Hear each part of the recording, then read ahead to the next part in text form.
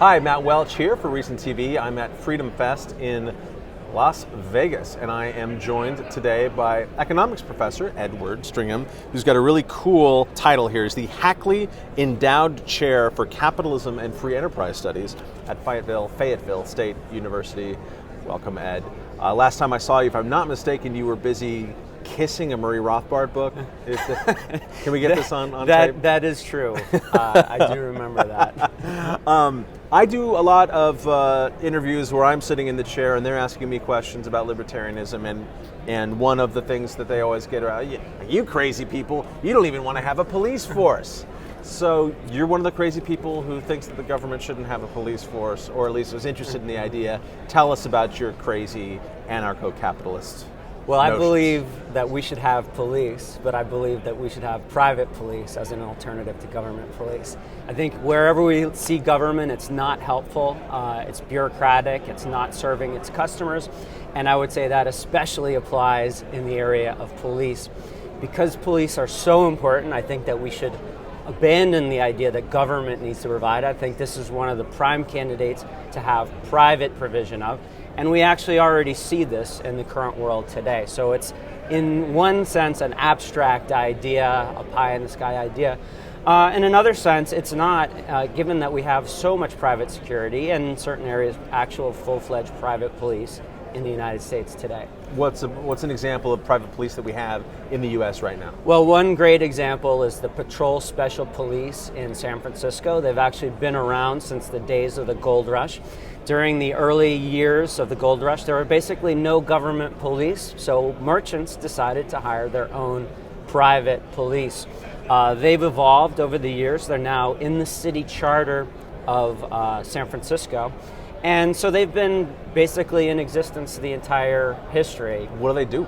Up until the 1990s, they had full police powers. Right now, they have been deprived of certain powers that they used to have up until the last couple decades. But they will provide extra services to merchants, for example, who can't really rely on the government police. So if you have, for example, an out-of-control person in your store who's not being nice to your customers, that's actually considered a very low priority event to government police. So if you call up the government police, they'll say, okay, maybe we'll get to it if we have time. If, on the other hand, you call up the Patrol Special Police, who you have a private contract with, they will come right away and kindly escort the gentleman to the door. Doesn't this skew policing to those who can afford it at the expense of those who can't? Well, I think the neat thing about private policing is it's actually available to all groups. So there are certain examples of very rich people hiring private police to, they want extra security.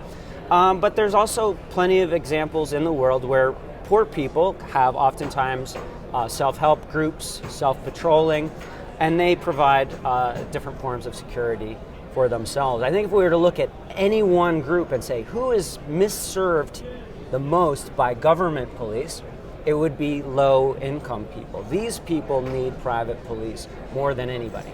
Now, you've been making this case for a while now. Do you see the idea gaining traction? Are there modified tiny versions of this? What is the kind of potential applicability of it in the world that we live in right now? Or are you working on changing idea pathways first? I think both are good approaches. I think we need to think about the long run and the big picture for sure, and that's my main interest. But on the other hand, even in the world today, there's examples where it's been expanding.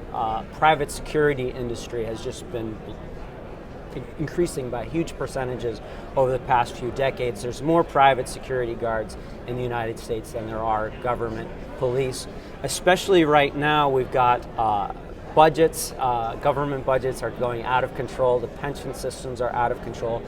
It's going to reach a point where certain places are going to be less and less able, governments are less and less able to hire government police. So there was a town recently that they just said, okay, we're not going to have a police force. In North Carolina, where I live, they're considering a bill right now which is going to allow the private police agencies. North Carolina is another area where they have special police, private police. And they're considering a bill right now that would allow the private police to enforce laws on the properties adjacent to their customers. So these are the types of things that are being debated in the world today. Well, that's great. Thank you very much for this fascinating look. With Ed Stringham, I am Matt Welch for Reason TV. Thank you.